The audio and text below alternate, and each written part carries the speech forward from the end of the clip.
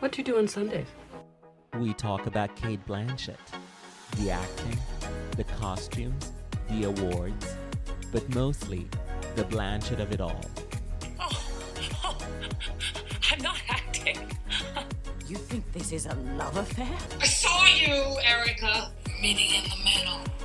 This is Sundays with Cate, and I'm your host, Murtada El Fadl. Welcome to Sundays with Cate, our podcast series about the films of Cate Blanchett. This is Murtada El Fadl, and today we are discussing the 2002 film Heaven, and my guest is Kyle Stevens. Hi, Kyle. Hi, how are you? Good, how are you? I'm doing well, thanks. Very excited to have you on the podcast to talk about Cate and about Heaven. And before we dive into our conversation, tell our listeners a little bit about you. I'm a professor of film studies. This coming semester, I'll be doing a visiting gig at MIT, which is very fun. Usually I'm at Appalachian State University in North Carolina. I work on a couple different things, some queer cinema articles, sound, but a lot of things about film performance. I've edited a couple books about screen performance, and my first book was about Mike Nichols and psychological realism, so that involves a lot of discussion of performance too. And one of the books you edited has Cate as Blue Jasmine on the cover, right? It does, yes. The American collection, the collection on American screen performances, great screen performances. It's got lots of good writers and scholars from all over doing work. And yeah, I think Blue Jasmine is such an amazing performance, so we put it on the cover. Yeah, it deserves to. It deserves everything. It does. But we're here to talk about Heaven, which is a movie that was released in 2002. It stars Cate and Giovanni Ribisi. It's directed by Tom Tykwer. It was written by Krzysztof Kieslowski and his writing partner Krzysztof Piskowitz, I think, who together made Blue, White, and Red, the trilogy. And this was supposed to be a new trilogy, Heaven, Hell, and Purgatory. And Kieslowski died before they were able to make the movies. And I'm not sure, was he always meant to direct them, or did Tom Tykwer come in before he died or after? I'm not sure. But anyway, Tom Tykwer directed it, and this was the only one in the trilogy that was made. So, I knew a little bit about the Kieslowski, but I didn't know the whole story. Yeah, I don't know if he was meant to direct them. One assumes, though. Yeah, right. Yeah. So the movie was released in 2002. Cate plays Philippa Picard. It's a very double P name. She's an English teacher living in Turin who she carries out a terrorist attack. The reason she does that is because her husband was killed by this corrupt policeman who deals drugs, or he's a corrupt businessman in cahoots with the police who deals drugs. Let me correct that. And she had tried to get justice the regular way, but couldn't, and then plants bombs in this man's office. The bomb doesn't kill him, but actually kills 4 other innocent people. And the movie starts with her on the day that she carries out this attack, and then through the interrogation. Giovanni Ribisi is the other main character in the movie, and he plays one of the police people interrogating her. He's an interpreter, and for some reason he sees her and he falls in love. I understand that as a Cate fan. You see that face, you fall in love. It's true. And then they break out, and the movie then becomes something else other than what it was in the first half. So you like this film, right, Kyle? I do. I like it very much. Before I even talk about that, I'm curious, and I'm interested in thinking about it as a terrorist attack. I mean, I feel like, in a way, I mean, you could call it vigilante justice, which might also be a terrorist attack. But I think one of the things I guess I like about the film is that it's like high tragedy, right? Where like the action, we're sort of on board. Like, this is such a corrupt system, and there's all these children that die, right? There's been all these doses. I mean, this is a bad guy, right? And he's a very bad guy. He's killed lots of people with all the drugs that he deals, and she's a teacher, and she talks about how so many children that she teaches have died, and she even goes in one scene to explain in sort of gruesome detail how one of them died as a result of this man's actions. Yes. Right. So she's not trying to create terror, right? She's Yes. trying to sort of like just rid the world of this bad guy. I'm not like endorsing taking No, no, no. I think this is a action to great our own point hands. to Yeah. bring up because I guess I'm just conditioned to somebody planted a bomb, they're a terrorist. So, but it's Mm. good to interrogate it. Yeah, because then I feel like we start to misunderstand kind of like what's good about the movie, but also what's interesting about her performance too. Hmm. Yeah, and the feminist aspect of it too. I mean, I think that especially back in 2002, it was so unusual to see a woman and a teacher saying like enough, right? And trying to like protest and disrupt the system. Hmm. Again, I'm not endorsing planting trash can bombs, We know you're not but like in endorsing. fiction, like this is something were Batman doing it, we would applaud, right? Yeah, totally. I mean, she is, as IMDb says, takes the law into her own hands. Right. So I guess this is the filmmaker's Yeah. description of the action. Though there's Uh, also no law going around. Like the whole system is so corrupt, right? So there's just no law at all in this world. yes, absolutely. I mean, she does that because the law has failed her, basically. It failed everyone, failed those kids, right? Yes. Like, Yeah. yeah. Yep. So the action is good, even if the consequences are awful, right? And that's what I think Hmm. is so like high tragedy about it. Like she's done the right thing. Like that, and our actions have consequences like well beyond our intentions, and then that's when it's like really tragic. Yeah. I mean, that's the sort of moral question at the center of the film. Like, Yeah. just what you said, we are with her because she was doing the right thing. She wanted to kill one person. What has happened is that she killed four other innocent people, and the person she wanted to kill is actually still alive. And so Yeah. she has to grapple with the consequences of what she did. But it's so much, it makes it so much more interesting than like a typical Bonnie and Clyde kind of story Hmm. where, okay, they're stealing money from banks, so we call them anti-heroes. But in fact, we all agree that capitalism and banks are bad. And so Hmm. like they're really just heroes, right? Like Yeah. people talk about anti-heroes all the time, and really they're just heroes. And we just judge the system that they're fighting against. Whereas this is much more complicated. Like all the guilt and regret that she has, like she's still, and that's what I think is great about Cate Blanchett's performance. Like she sustains that level of agony over what she's done, Hmm. even though she thought it was the right thing to do. And it was maybe the right thing to do, but she still has this like moral center to it, which is like a real anti-hero. And I feel like you don't see that very often. Yeah. And I think a lot of, like, we have to talk about the interrogation scene, right? So the Yeah. interrogation scene is basically the centerpiece of the movie. It's a very, very long scene. After she's arrested, she didn't try to hide or anything. She knew what she was doing. After she's arrested, she is interrogated by Giovanni Ribisi as the interpreter and two other Italian policemen. Yeah. And at that time, she just thought she killed who she intended to kill. But I think the masterstroke in this performance is as she's being asked questions, she learns that she killed four innocent people. And that's, It's amazing. it is so amazing. Like, I all couldn't the, breathe. I saw this in the theater. I think it came out in Germany first. I think I was still living in Germany when I saw this. I know my DVD copy is German still, so I must have seen it there. And I just couldn't breathe. I mean, this is like way before Birth, mhm, right? And that like really famous close-up of Nicole Kidman that people yeah, still go on and on, which it's a great close-up. But yeah. I want people to see this one too, because it's unbelievable what she goes through in this incredibly long, extended close-up. Yeah.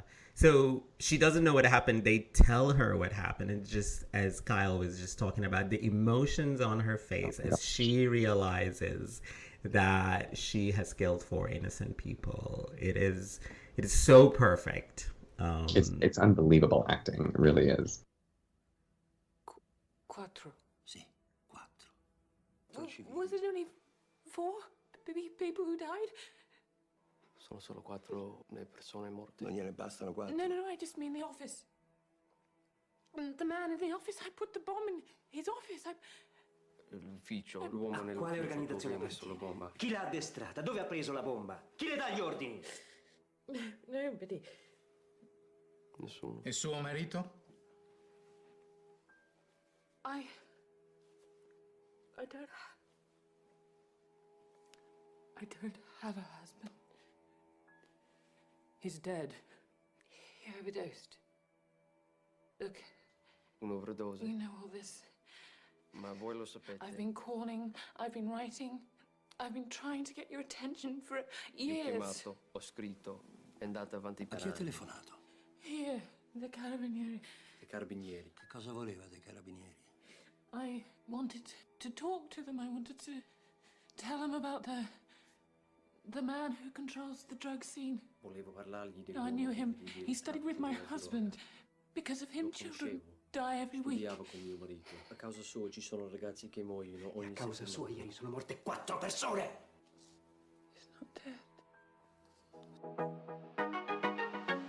And I think everybody, like, I read a few reviews to prepare to talk to you today, and everybody spends at least one paragraph talking about that scene and the emotions of her face.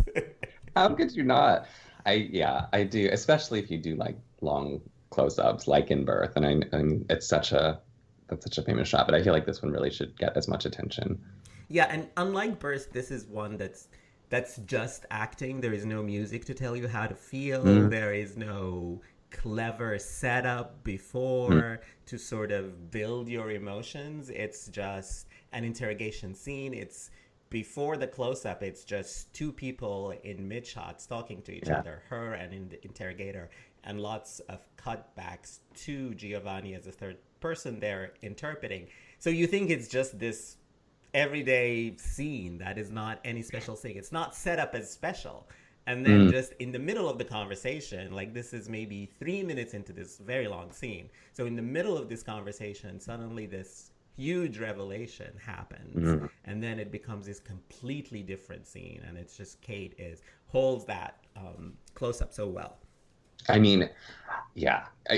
We already knew she could carry a movie because of Elizabeth and stuff. But this was just like, she's so major in that moment. It was something that we hadn't seen before on screen. I've always thought or like fantasized about making a list of like all the like thoughts and feelings you see her go through in that scene. Like I feel like it would take pages and pages because she goes through so many like things like that. It's so clear the things she's thinking and feeling as this like realization dawns, and it really sinks in like that these people are dead and what she's done and that this guy's still out there, and it's just like on and on and on, but it's amazing. So many things. And I also love like later on in the scene, the scene continues and they continue the interrogation and this realization first that she killed these people and then that the person she wanted to kill is still alive.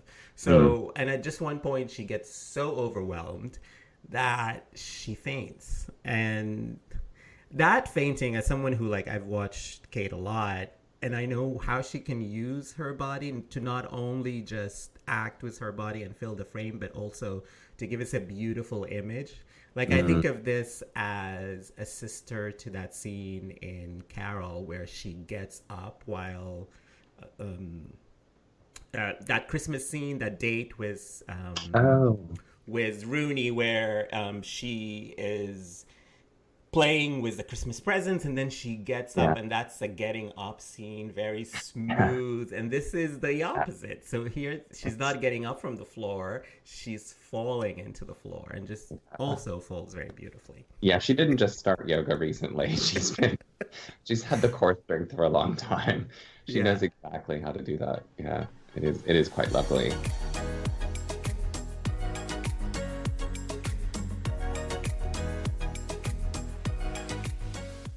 There are a couple of rave reviews for Cate Blanchett in Heaven that I thought I must quote just a little bit from. So Stephen Holden in the New York Times says, and this is a quote, "Although Miss Blanchett's face has always registered emotion with a mercurial fluidity, the immediacy of feeling she conveys in Heaven is astonishing. It allows her to carry off the seemingly impossible feat of making us care passionately about a woman who has committed an unforgivable crime." And Roger Ebert says, "Blanchett's performance confirms her power once again. She never goes for an effect here, never protects herself, just plays the character straight ahead as a woman forced by grief and rage into a rash action, and then living with the consequences." You see why I had to quote those.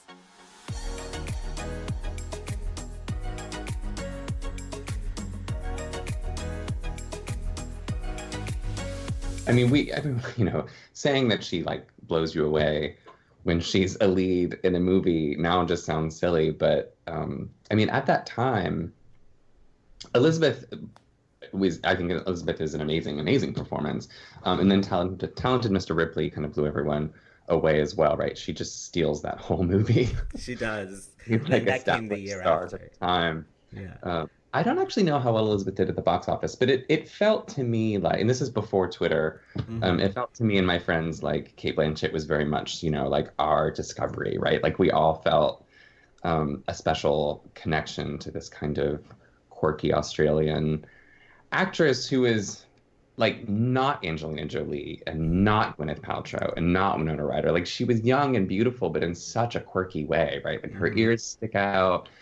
And her lip is kind of far from her nose, and she has a wide bridge of her nose and stuff. Like she shouldn't really be like the most beautiful woman in the world, but she somehow is, right? And it was it was amazing, and it did feel like an answer to some of those other actresses that I mentioned who are so good. I like them too, but for her to like kind of break out in the mainstream with things like Talented Mr. Ripley, but then go and do this like Tom Tykwer German film, like half in Italian, and like work with the director of Run Lola Run. It was just like she was just so cool at that point, right? Like it just felt really, really cool. And then shaving her head for the role, right? Like it was just like everything about her at the time and this role just dripped coolness. Like totally easy to love. And then she gives this incredible performance and carries the whole movie, and in just a white t-shirt and a shaved head, and she's glorious. She is so glorious. I also like in the first few minutes of the movie, as Philippa is preparing for her big day, the movement where she's just walking around, it's completely different. Like I just said that she always uses her body, but that walk, she usually glides on screen, and as Philippa, she's not gliding. She's walking more awkwardly. It's not exactly a waddle, but it's definitely not the usual glide that she does as Carol or Blue Jasmine or not at all. Bob Dylan. Right. She's carrying the weight of the world here, right? Yes. I mean, she's undoing everything she believes in. I would be totally unsurprised to find out she'd put like weight in her shoes or something to give that effect. Because you're right. It really is like a plodding kind of, walk. Or, some very heavy stones in her handbag or something. Yeah. The other thing I wanted to talk about is she plays an English person, or an English teacher who is from England, but she lives in Italy, and she speaks Italian, and Giovanni Ribisi is Italian. And as someone whose mother tongue is Arabic, sometimes when people speak other languages that they don't know, like I'll give you an example of Naveen Andrews in Lost, who played an Iraqi person who was supposedly speaking Arabic, yet literally he was speaking gibberish. Nobody who speaks Arabic understood a word that he said in that series. And recently I saw just a trailer for an Isabelle Huppert movie where she speaks Arabic, same thing. You don't understand a word she's saying. So it's actors who learn phonetically. I trust Kate with accents. She's always perfect. But I don't know if this would be jarring to Italian speakers or not. Maybe Giovanni's might be even more jarring. I don't know if they learned Italian or they just, learned the sounds. I think I have vague memories of them doing press at the time and talking about learning Italian, but I can't really recollect anything with certainty. I would imagine that it would be intelligible, but I can't really speak to that either.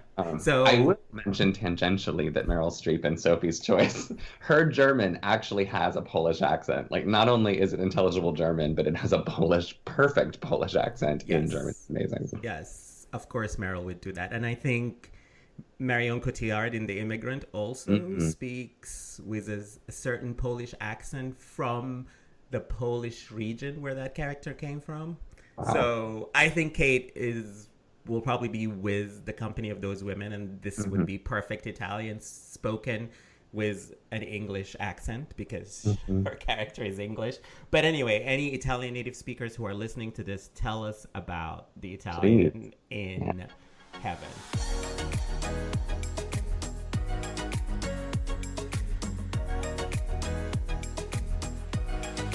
So I wanted to talk also in this movie, like the plot is sort of, it's a little facile. Like they escape very easily, and then it becomes a series of, they meet his dad, they meet her friend. It sort of becomes a fable, and it's not like a real plot heavy movie, or it doesn't really make sense. It's kind of all unreal, even though it starts in this very grounded, real thing that happens, that's death. And I kind of like that about the movie. The movie becomes like almost a different movie in the second half. What did you think of that? It does. Well, I think it's an art film, right? I mean, take for Run Lola Run is like one of the great experimental kind of films. You know, it's got the kind of video game structure where the main character dies sort of and comes back to life, right? And the story kind of happens 3 times, and it's all about chance and contingency. And I think that clearly there's something about chance and contingency at work in Heaven, where, you know, the bomb kills the wrong people. It doesn't happen. So it's not as light or you know, effervescent as Run Lola Run, of course. But I think that there's still a lot of style here, right? Like we've already talked about, like the really long close-up. So, and that's what art films do, right? They tell you like, ooh, here's a gritty story, you know, drugs, corrupt law enforcement, all of that, like all of this like shitty stuff going on, and it feels very teens overdosing, right? It feels very realist, but then it's told in a really non-realist style, right? So you get a really great actress like Cate Blanchett, and you do long close-ups, and you do this really stylized ending. But that's just kind of what art films do, and that's what gives them their fable-like quality. They just like throw it back to us, like, here, we don't know what to do. We can't reconcile having like super stylish depictions of the world with really gritty depictions of the world. So we'll just create an ambiguous ending and make you figure it out. I mean, it's a cop-out. It's totally... It is. It is. Yeah. And, you know, this is why I like what you said, but I think this is why some critics were not into this movie, is because this second part is very fable-like, and it's completely unreal when the first part is so grounded in reality. And some of the reviews that I read talk about this sort of jarring turn from one part of the movie to the other, but I thought just it all worked, because the movie is trying to tell us this story about what taking justice into your own hands mean, what, you know, chance and repercussions from things that you know, we are not in control of can lead to lives lived, you know, with tragedy. But then it's also literally these 2 people ascend to heaven in the end. So they had to do something to like go from that first part to the second part. I mean, but it's also, they're still on the run. I mean, if this is heaven, it's a pretty shitty heaven, right? It doesn't make us feel good at the end. It doesn't feel like a happy ending, and it doesn't feel like, oh, they're getting their reward for their sacrifices on this planet, right? They're not. Yeah, this isn't really transcendent. It's not transcendent, but it's also the only way it can end, right? I mean, some people would say like maybe they should be arrested, and that would make it like kind of what would happen in real life. But I think the ending this way, even though they do ascend to heaven, and to your point, it's not like a happy ending, but it just means that it's even heaven, if it exists, is just going to be as fucked up as the world that we live in. And this is kind of why I like the ending. I also feel like that sort of sinking feeling that the ending gives you, I think, means that we all know they're going to get caught. They're not going to have a good life, right? We just don't need to see it dramatized in front of us, right? We don't need to see that violence too. We can just like let them go. Yeah, exactly. I've never felt that the movie was jarring in like a first half, second half kind of way.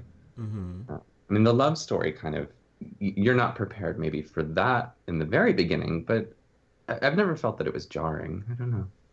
Yeah, I mean, I didn't feel it was jarring either, but I think just some of the reviews I read said that. Yeah. But I didn't. But the love story is a good thing to talk about too, because I really like the confession scene in the church where they go after they escape. And we talked a little bit earlier about how Giovanna Ribisi takes one look at her and falls in love, which we understand, but maybe in the real world doesn't make lots of sense. I don't know. I think it can happen. I'm sure it's happened to her many times, to be honest. Probably, yes. I mean, it happened to me when I saw her the first time in Elizabeth, so yes. But then in that confession scene in the church, she's confessing. It's a beautiful scene. It's another close-up. Way to give Kate lots of close-up. Thank you, Tom Tickfer. It's another close-up. She's confessing a real sort of Catholic church confession about how she's been mean to her mom and sister, and then goes into how she killed people. And at the end of it, he's listening and he's entrapped because he's so in love. He tells her, "I love you," and her reaction is just, she's still in that sort of frame of mind of confessing and thinking about the gravity of all that she's done, but also she's just like bemused by him, and she just says, "I know," as if like, "Boy, you crazy, why do you love me?" Another yeah.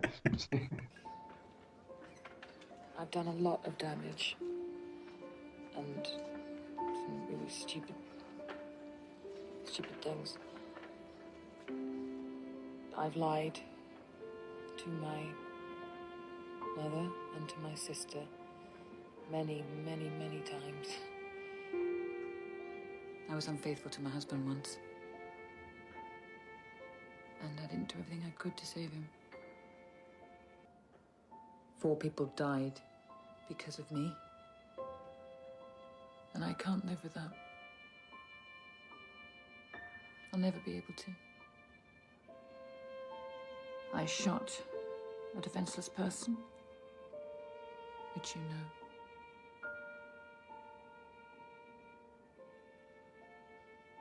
But what you don't know is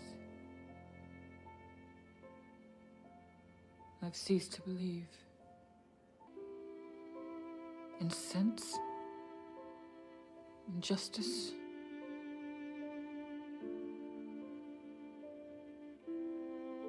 in life. I love you. I know. It's just...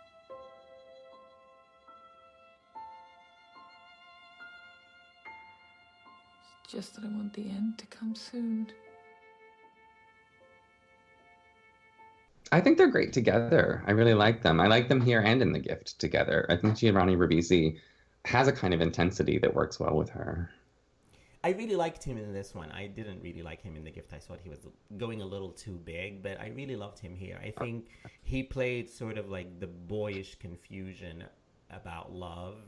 He's obviously he's playing somebody younger than her. So they even tell you like exactly the dates of when they were born. So he's playing someone younger, and I could totally see like, it's love and admiration mixed together, and he plays that really well. And also she's just so like, I don't understand why you love me, but okay, let's go on.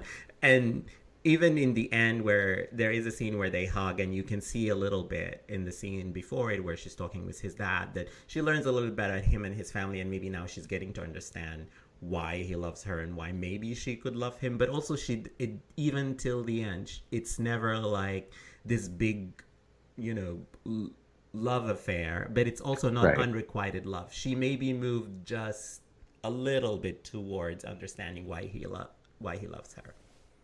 Yeah, the love story never takes over the rest of the story, the way it does kind of in something like Bonnie and Clyde. Yes. Where it's 2 people on the run, which I like. It becomes not just like relentlessly heterosexual, right?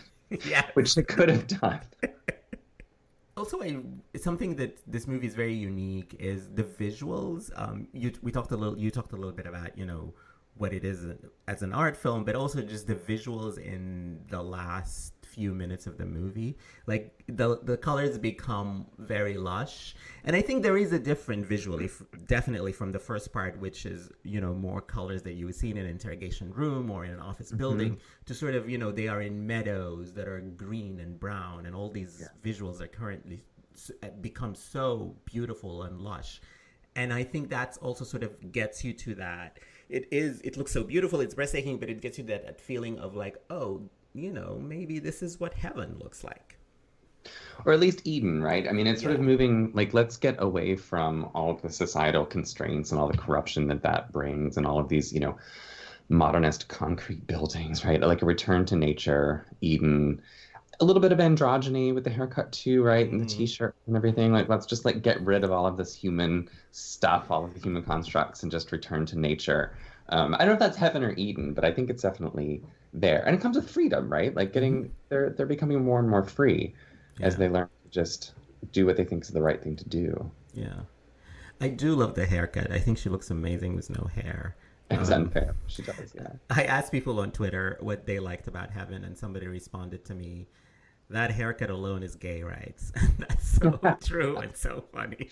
It is. And I mean, it was 18 years ago now. Like, so I think, there was Sinead O'Connor and some other, like iconic women with shaved heads and stuff, but it was amazing to see one of the young Hollywood beauties, right, do this role. It was exciting. Plus, because she was on so many fashion magazines, and like there were other actresses, of course, like Vogue has done celebrities and actresses on their covers for a long time, but Cate Blanchett was different. Like, she wore clothes. Like she was like fashion. She wasn't just like an actress in a pretty dress on the cover. Like, she like knew fashion and was like showing up on red carpets, and like she understood fashion in this like really exciting way. She tells a story with her red carpet. Absolutely. She does, and on all the magazine covers and stuff, because she really wasn't as famous as most of the other celebrities that Anna Wintour would put on the cover, right? But she looked so good in the clothes, but she made the clothes look better too. So like her look wasn't just like some sort of superficial, beautiful actress thing. Like, we were all paying attention to her in this like really kind of exciting, like what's coming next sort of way. Yeah, and we still do, 20-something years later. And also this haircut, I'll share some of these as I was doing research. I found so many photos of her in 2002, 2003 as her hair was growing. And she just looks amazing. Lots of androgynous looks, lots of pictures of her with suits with very short hair. She loves suit. Yes. She looks amazing. Yeah. Okay, really. Cut your hair again. Or don't. Do what you want. Yeah. We're here for it. We'll still watch you, whatever you do. So for Heaven, we recommend this movie. Like, if you're a Cate Blanchett fan, listening to this podcast, you haven't ever seen Heaven, go right now, rent it on Amazon or wherever you get your movies. It's absolutely amazing. Yeah. Run, don't walk. Yes, we recommend it wholeheartedly.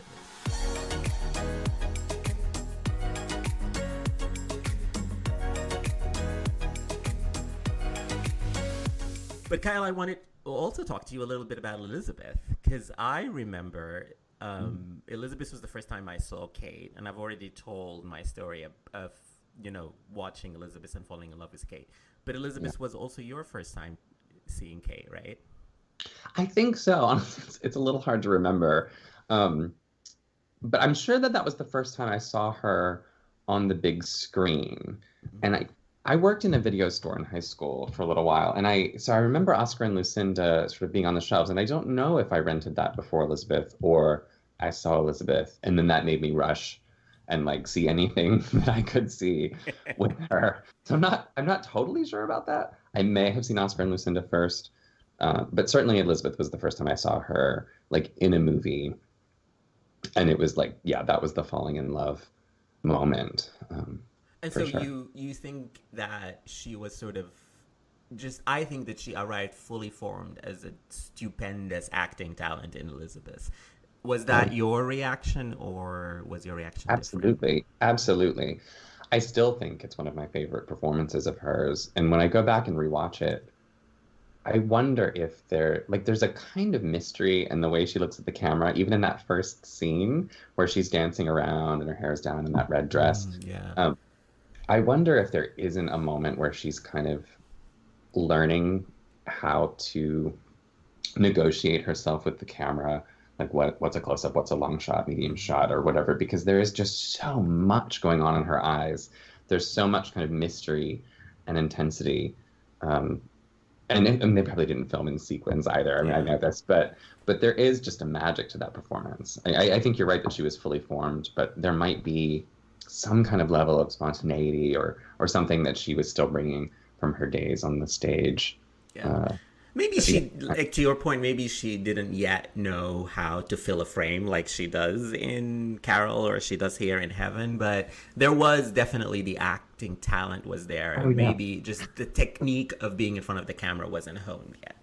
I didn't mean that anything wasn't honed. I think it's all Yeah. there. It's perfect. Yeah. I just meant that like there's a sort of, I don't want to say seductive because that doesn't quite capture what I mean, but there's a way that she like looks at the camera that I feel like there's a mystery there that kind of goes away in some of the older films where it's like there's just like strength and clarity of acting. And in Elizabeth, I feel like it's gorgeous for being a little bit rough around the edges. Like she's so kind of loose in it in a way. Does that make sense?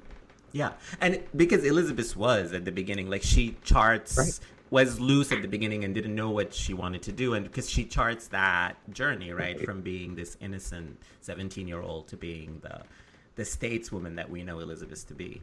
Yeah, it's probably Kate just being that good, but I don't know. It's a beautiful performance. I mean, talk about discovering things in the moment. I mean, she never misses a chance to discover things in the moment on camera right in front of us. So tell me a little bit more about that.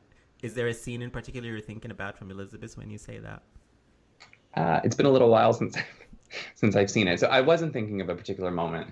Though I sort of feel like you could pick any scene from it. That's kind of what I mean. I mean, whether or not she's dancing and she sees the way that people are looking at her and she knows that bad news is coming, or at least significant news is coming, when she's put in jail, right? She you know, someone could play the character as kind of like knowing that this is kind of what would happen, right? Or that Mary is going to say, you know, Mary is going to be oppositional, right? But like Kate, she manages to make Elizabeth so optimistic, for the first half, so that she can play every single kind of bad event as a moment of discovery, rather than like a confirmation of what she already knows, which I think other actresses might do. So it's just so exciting to watch. Yeah, she's amazing in Elizabeth. I love that performance a lot. And between Elizabeth and Heaven, like the early 2000s kind of were a rough time to be a Kate fan, or at least as I remember it. She made these movies that are not really great. I don't know what you think. Like, I'll just list them here. The Man Who Cried, The Gift, Bandits, Charlotte Gray, The Shipping News were the movies she made, plus The Lord of the Rings, were the movies she made between The Talented Mr. Ripley and Heaven.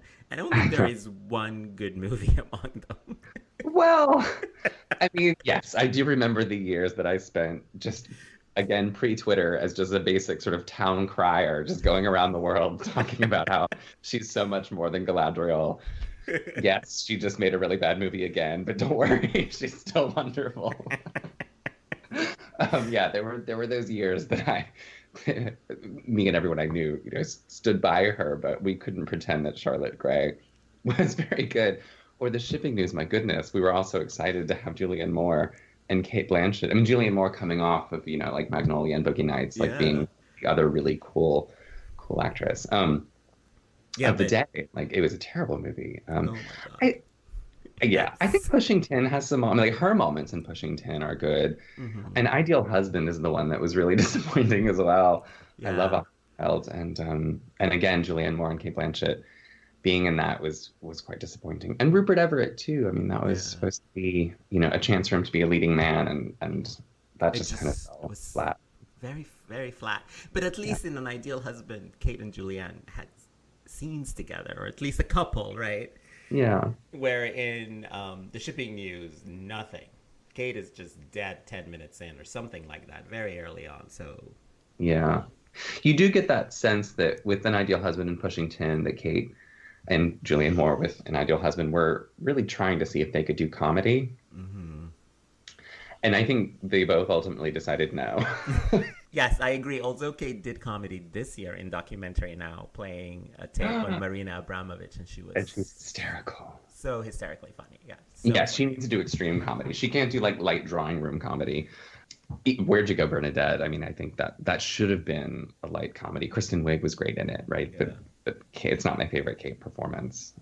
Yeah, I mean, I like that performance, but I think it's I blame Richard Linklater because he I wasn't blame him. interested in what the book was about, unfortunately. Like, that book Right. could have made a great movie, but he just wasn't interested in it. He was interested in something completely different. I'm like, so why are you adapting this book? And who knows what that was? I don't know why he was adapting that movie either. He didn't Yeah. seem to have much to say, but then I don't really think he ever does. So we'll just move on from Richard Linklater. Yes, let's move on from him. So do you think there was a time when Kate was underrated? Oh, that's interesting. I'm not sure. I mean, I certainly think there are underrated Kate performances like Heaven or The Missing, I think is a really great performance. In a pretty decent movie, actually, that just kind of flew under the radar. It's hard to say she was underrated just because of the Lord of the Rings movies. I mean, everyone kind of agreed that she was a celestial being, right? Like a star, Yeah. right? Also, So- like, just Elizabeth was such a huge breakout, and everybody was like, yes, this is the actress. And I mean, even The Aviator comes pretty early on. I mean, the idea that like there's only like 5 or 6 years between her breakout and us being like, she's so overdue for an Oscar. I mean, The Aviator was 6 years, yeah. It's kind of wild. So no, I don't actually think there is a time that she's been underrated. I think she's been in movies that maybe I like, that other people like. For instance, I love her in The Good German, and that's a movie that nobody talks about. Although I think it's not a great movie, but she is amazing in it. She's amazing in it, yeah. And Heaven is another one. Like, nobody talks about Heaven now a lot. Although when I talk about Kate on Twitter, a lot of people will come into my mentions saying Heaven is their favorite. So I guess there is... There are people who love this. It's a good movie. It's a good title. If you know that not a lot of other people have seen it, then you mention it, right? Like, what's the point of saying I loved her in Elizabeth? Because like everyone loves her in Elizabeth. Exactly. That is true. You can sort of virtue signal on Twitter, being like, "Oh, I saw that obscure Tom Tykwer film." What is your favorite Cate Blanchett performance? That's really hard. I do think Elizabeth is an incredible performance. I also think Blue Jasmine is like one of the greats because she's giving us such a character and such an arc, and commenting on the history of Blanche Dubois depictions and updating that, and she's just doing so many interesting things in that film. It boggles my mind as to how she pulled them all off together. I feel like I should say Carol as well, and I love the performance, but I think it would be between Elizabeth and Blue Jasmine for me. I think that those are two performances that just I cannot imagine anyone else doing. I can't either, yeah. I do love her in Carol, and Carol maybe just works as a movie better for me as Elizabeth. Oh, right. I or mean, Blue as a Jasmine. movie, yeah. Carol is awesome. But I think I change my mind every day, but I think Blue Jasmine is always something I go back to. It's just last month, I just put it on to like watch the beginning, and then 2 hours later, I've watched the whole thing. And that's just because I couldn't stop it. It's true. It's an epic performance. Such an epic performance. And I've seen her Blanche on stage, and it is a take on that, but it's also very different than that. So who would you like to see Kate work with as somebody who appreciates her work? That's interesting. I would love to see her and Emma Stone in something. I feel like they would both just be like thinking and talking at such a rapid fire pace. That would be really fun. And I think Emma Stone could probably bring out a little bit of that humor that's in there. Yeah. Without sacrificing any of that kind of gritty realist, those notes, right? Like, I think there's a way that Emma Stone captures some of that aspect of Cate Blanchett. Yeah. They should do a comedy. That would be so much fun. Yeah, or like a dark comedy. Yeah, yes, obviously. Yes, very dark. Like a Veep style kind of the ref attitude kind of thing. Julia Louis-Dreyfus can direct them in something. And tell them how to do it. And of course they won't listen to her, but it would be fun. It would. What about you? Do you have people that you would like to see her work with? I mean, I've just been so taken with Pedro Almodovar's Pain and Glory lately that I've just everybody asks me who would you like to see. I'm like, can they be in a Pedro Almodovar movie? How wonderful would that be? Yeah, and he's been threatening, or not threatening, but saying that he might make a movie in English. So. Well, he should do. Sorry, I'm just fantasizing full on, but I don't know. Do you know this play called The Human Voice? No, what is it? Been adapted a couple times. Ingrid Bergman did one for TV, but it's basically just like a one-woman show, and she's on the phone the whole time. I didn't remember all that much. I think her husband's having an affair, and she's just desperate to find out. But Almodovar references it all the time, so it gets like a shout out. I think I talked to her and All About My Mother. But if he ever wanted to actually like just do a production or a film version of that play, which he clearly loves, she would be amazing. What is the play about, Kyle? Right, it's La Voix Humaine, that's what it is. And it's about a woman, from what I remember, that she's depressed, and she has a lover who I think is about to marry someone else the next day, and she's just in just utter despair, right? So she's trying to get him back, or at least get attention from him, but it's really more about her kind of being borderline suicidal. And yeah, so it would be an amazing showcase for someone like Cate Blanchett. Yeah, and maybe Emma Stone can play the lover on the phone or something like that. Wouldn't that be great? That would be amazing. I think that's such a great note to end our conversation with. Let's hope Cate and Emma appear together soon. Kyle, before we go, tell our listeners where they can find you and your work. I am on Twitter at Cinementalist, Cimentalist. And you can find my work sort of anywhere. You can Google me. Google Kyle Stevens film. Things will pop up. And buy Kyle's book that has an essay about Cate Blanchett. Great Screen Performances, Volume 1 and 2 on Amazon. And Mike Nichols, Sex, Language, and the Reinvention of Psychological Realism. Well, thank you so much for coming on the pod, Kyle. And you can find me on Twitter at ME_says and follow the podcast on Twitter and Instagram at Sundays with Kate. And until next time, thank you for listening.